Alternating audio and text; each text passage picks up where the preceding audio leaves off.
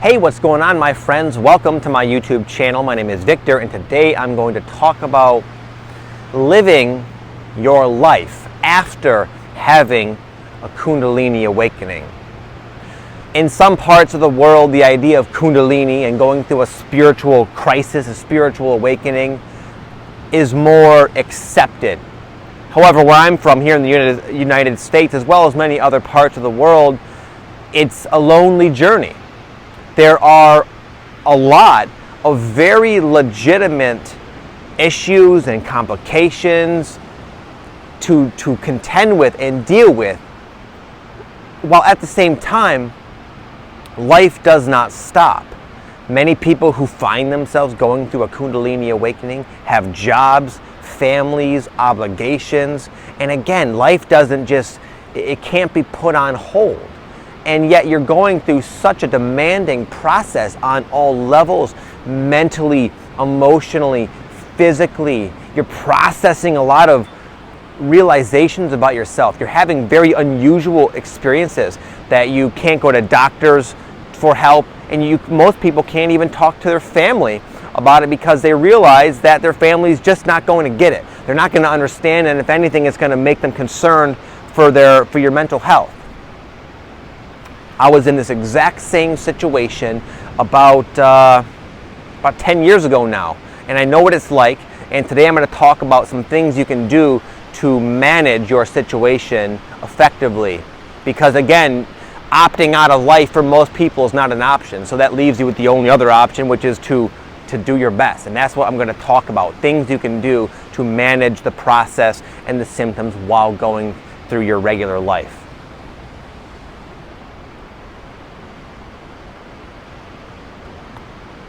When this happened to me, I had a spontaneous Kundalini awakening, meaning it was not something I was seeking after. It just happened to me during a psychedelic mushroom trip, actually, and I was meditating and so forth, but the experience itself was one thing. That was pretty earth-shattering and mind-blowing and had me questioning, like, what the heck was that? That was one thing to contend with, but like anything that happens in your life, eventually it kind of recedes into the background and you find yourself moving on. But what I could not move on from were the after effects, the Kundalini symptoms that resulted afterwards. I had a lot of them. I had the incredible surges of energy throughout my body, so powerful that I learned the best way to deal with it was to lay down and hope to God this energy doesn't break apart my body. I had the intense anxiety and emotional sensitivity to the point where it was obvious that I was very uncomfortable and nervous and anxious in regular situations that normally would not provoke such intense emotions. I felt like I was being bombarded with realizations about myself and reality and the nature of people and mankind and everything.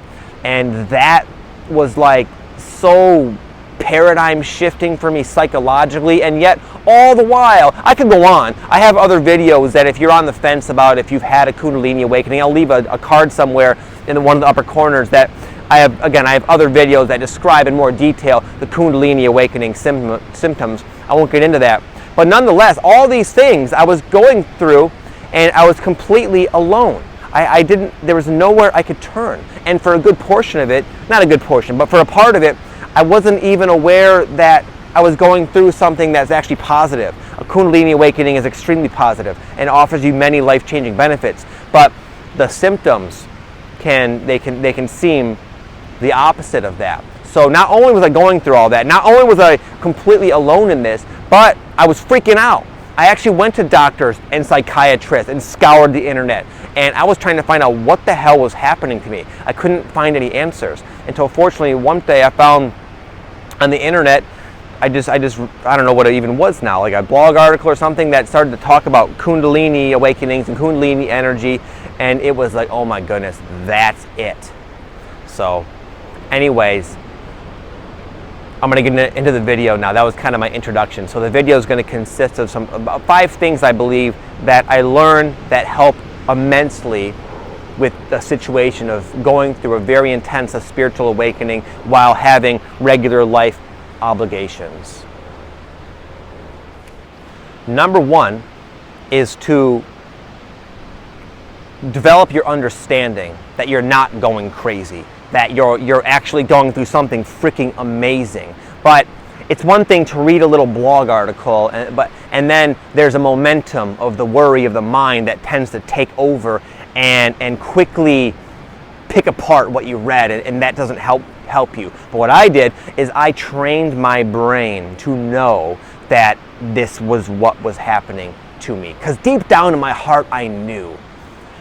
And it was just my mind that would constantly take over and work me up into a frenzy, basically.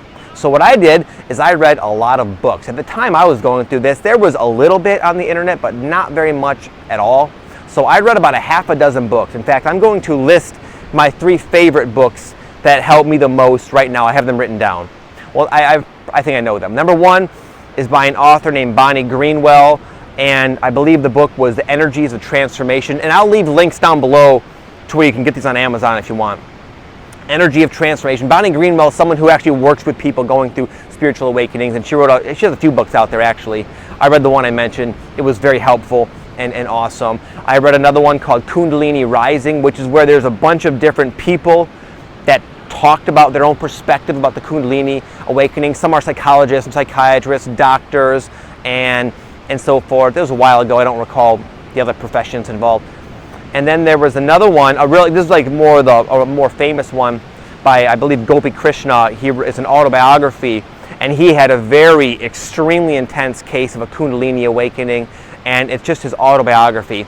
He's not like an awesome, not to discredit him, but he's not like normally not an author, so his book is more not like just super captivating, but it's a very honest tale from a very awakened individual of his account, that's the name of the book, Living with Kundalini.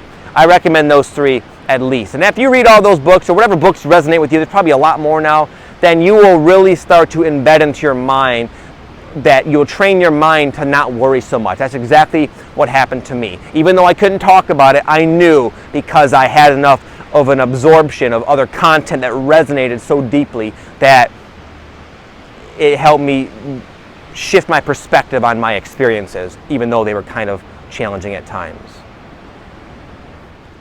Number 2 is to carve out alone time.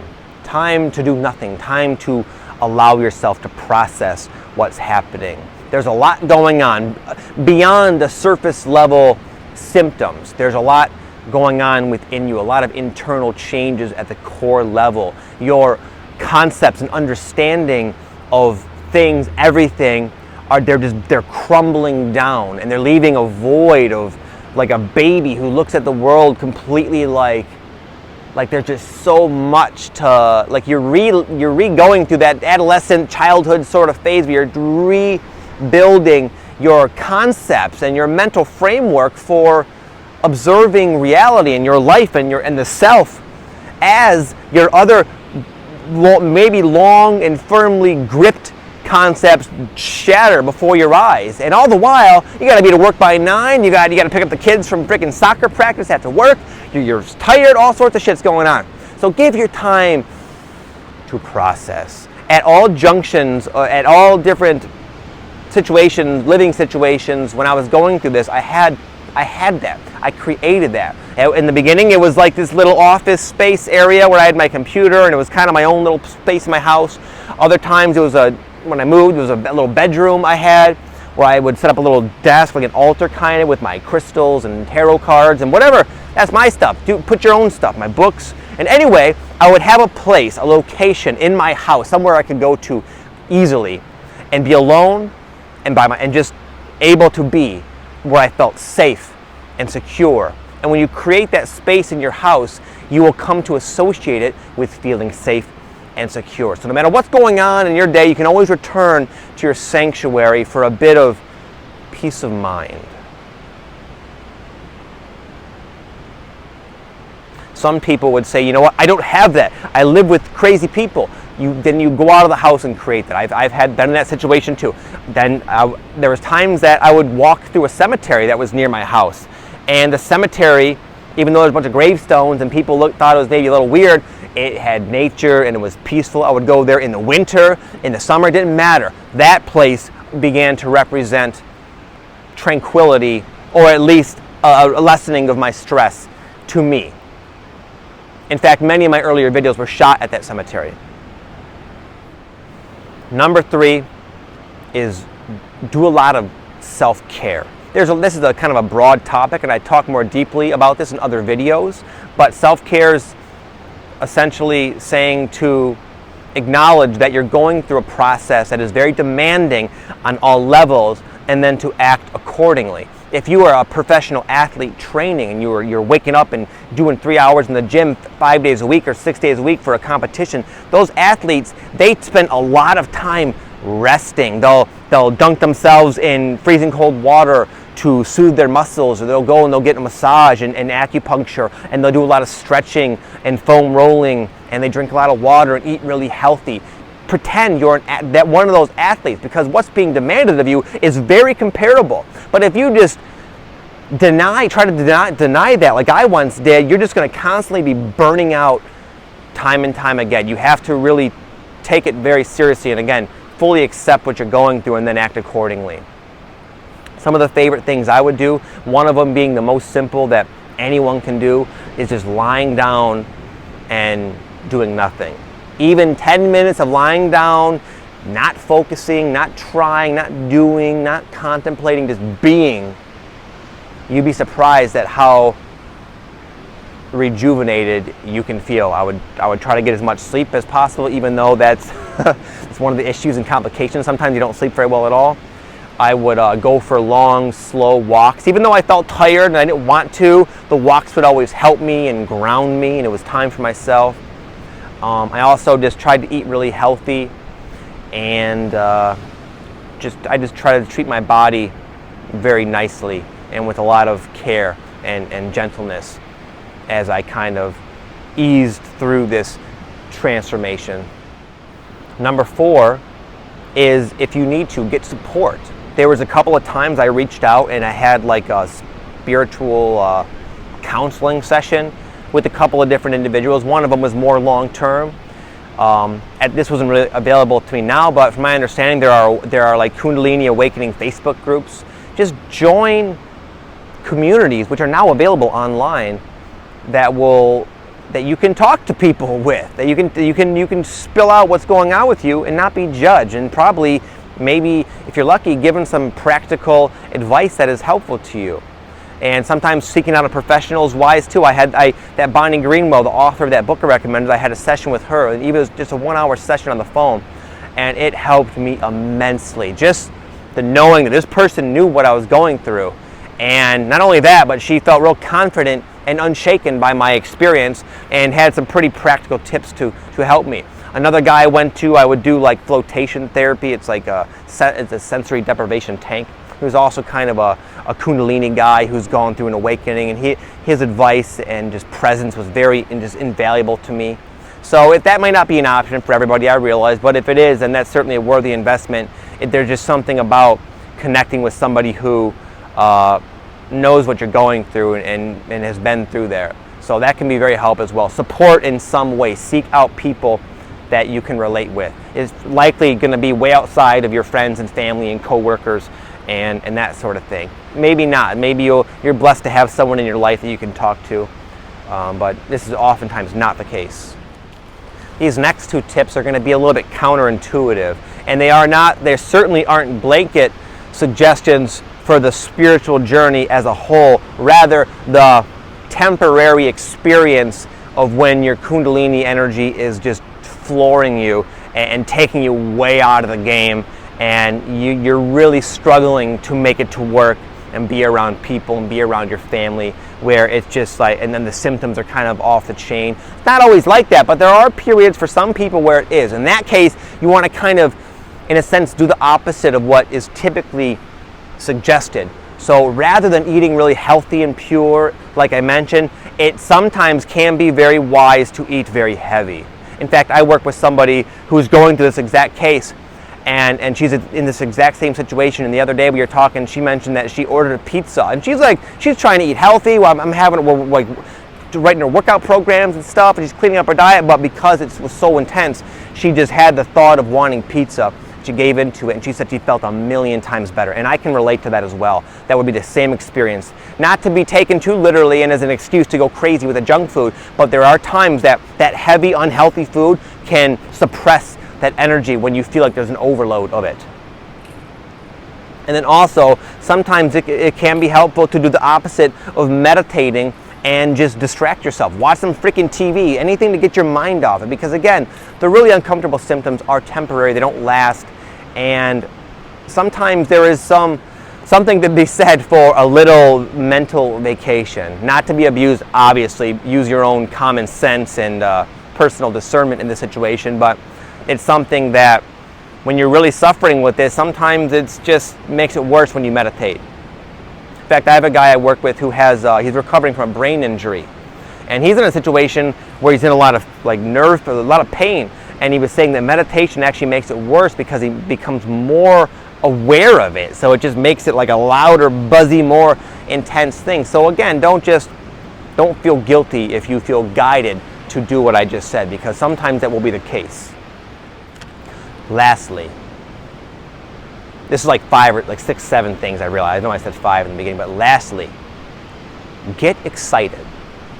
What you're going through, it's transient, temporary, will not last. Your life will not always consist of this. There is an aftermath that you will get to enjoy and experience. And that is a greater capacity to love, more compassion for yourself, your family, even strangers, even mean people. You will have more empathy and compassion for them. You will be more psychic. You will pick up things that you were previously blinded to. And that can make you very hyper aware of always the good decisions are more commonly made by people who are really opened consciously. And that's exactly what's happening. You're opening up your consciousness, and you will have more information available to you that will help you in your day-to-day life as well as your long-term life path. You will just make wiser choices, which will lead to a better life, obviously. You will have more confidence. Right now, you probably feel like that's a bunch of bullshit because you're feeling unconfident, doubtful. I have anxiety. My anxiety is worse than ever, Vic. Well, that's stuff coming up and out. And even though for a time your life might consist of a bombardment of that up and out process of your junk, but you will start to feel more light, more emptied out of that, more devoid, more free of that. The real you is not anxious. It doesn't worry. It doesn't really have concerns. It's a beautiful light soul. That is what you are. And that is what's emerging inside of you. And the process, the problems, are simply a temporary experience of all of that within you that is not you coming out and liberating that beautiful divine soul that you are. So get excited. You will probably get glimpses of this along the way, and those glimpses will only get deeper and more sustainable, and everything will balance out, I promise you. So hang in there, be tough, you got this. No one invites a Kundalini awakening into their life who is not able to handle it. So whatever you're going through, no matter what you think about what you're going through, you're going to ultimately be just fine.